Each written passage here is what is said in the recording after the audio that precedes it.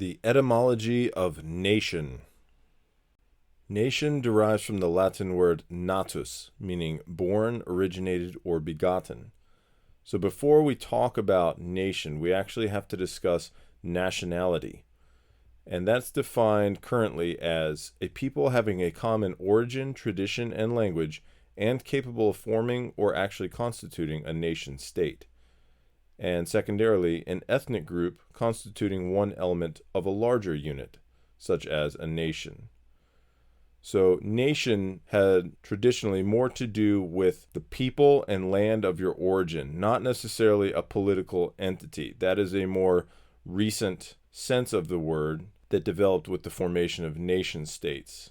And that came into prominence, especially in the 1800s. The early part of the 1800s was notable for its nationalist romanticism in art and music, and the formation of large nation states, basically where an entire country was established primarily on the basis of common language and government. And our modern sense of nation comes really from this period. But if you go farther back into the word, nation has more to do with the people of origin, more like nationality.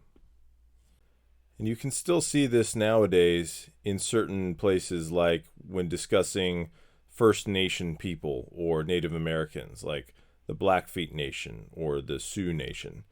And in biblical senses, like when the Bible speaks of the nations, it's referring to different ethnic groups, different people of languages and cultural origins. But from this time period of nationalism in the 1800s, we've come to associate it very much with nation states, with political organisms.